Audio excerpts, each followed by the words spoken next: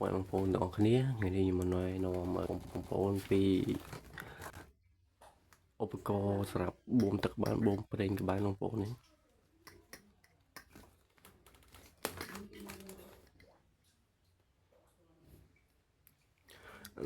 សម្រាប់យើងបូមទឹកដែលយើងដាក់ឧទាហរណ៍ជាកន្លង30លីត្រតែយើងដាក់លក្ខណៈឲ្យខ្ពស់តិចមកបន្ទាប់មកយើងតម្លាក់សេយ៉ូចូលបាទតម្លាក់សេយ៉ូចូលហើយ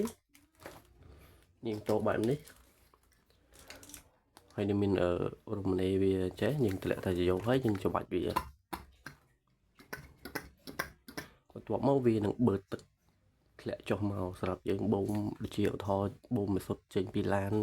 ចូលទៅក្នុងកណ្ដុងអីគឺភាពងាយស្រួលយើងមិនបាច់ចាំប្រើឬប្រើម៉ូទ័រឬប្រើអីញ៉ៃទេមានតែឧបករណ៍នេះមួយច្របាច់ចេញមកវាហូរមកបាត់ហើយដូចជាទឹកជាមិនសុទ្ធអីចឹងបូមចេញពីឡានឬក៏ទឹកអីហ្នឹងបាទហើយមួយឈុតវាគឺមានសេយ៉ូមានឧបករណ៍ច្របាច់មានអានេះវាមានឡាប៉េក្នុងហ្នឹងហើយនឹងរមណីនេះមួយហើយមួយទៀតសូមណែនាំបងប្អូនពីប្រភេទបូមទឹកក្បានយើងចំលក្ខណៈជាចំបកងចំអីបង្កើតជាអុកស៊ីហ្សែនឲ្យទឹកហូរវិលជុំ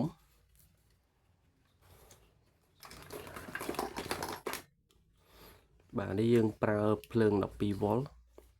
តែមកសម្រាប់បងប្អូនចង់ប្រើជាមួយភ្លើងរត់គាត់យើងមានដុបទ័រនេះមួយទៀតបាទ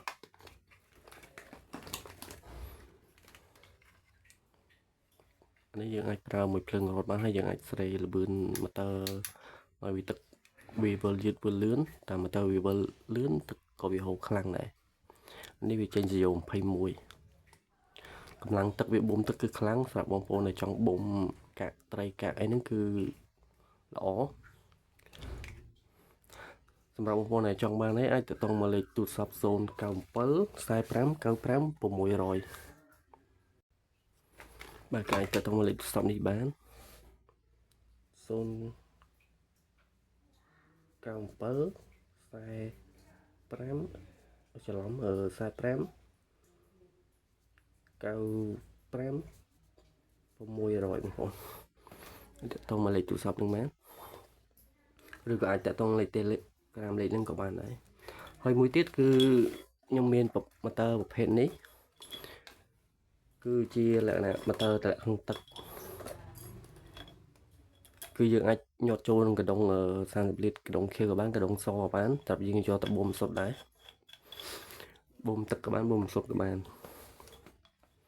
បាទវាគឺត្រូវជាមួយនឹងសេយ៉ូប្រភេទនេះបាទម៉ូទ័រនេះគឺប្រើភ្លើង12វ៉ុលតែសម្រាប់បងប្អូនចង់ប្រើមួយភ្លើងរត់ក៏ដូចជាប្រភេទម៉ូទ័រនេះគឺយើងប្រើជាមួយដបទ័រម្លែងភ្លើងនេះដបទ័រនេះម្លែងភ្លើងពី220មក12វ៉ុលវិញ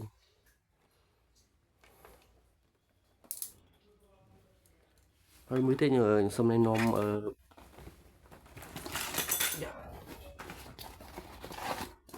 ប្រភេទក្បាលបូមមួយនេះនេះយើងស្រាប់ចាប់ជាមួយនឹងម៉ូទ័រស្វានសម្រាប់បងប្អូនដែលមានម៉ូទ័រស្វានយើងចាប់ជាមួយម៉ូទ័រស្វានមកគឺអាចបូមទឹកក៏បានបូមសុទ្ធក៏បានគឺអានេះអត់មានប្រើឡាប៉េប្រើអីញ៉ៃទេយើងប្រើមួយយោលដូចគ្នាដែរដល់ពេលយើងចាប់មួយម៉ូទ័រស្វានគឺវាបឺតយកតែម្ដងនេះកន្លែងចាប់មួយម៉ូទ័រស្វានម៉ូទ័រស្វានយើងមានថ្មមានអីប្រើគឺស្រួលបូមសុទ្ធបូមទឹកអីគឺស្រួលបាទហើយតម្លៃវាគឺធូរថ្លៃទេដូចជាម៉ូទ័រហើយម៉ូទ័រនេះអីហើយនឹង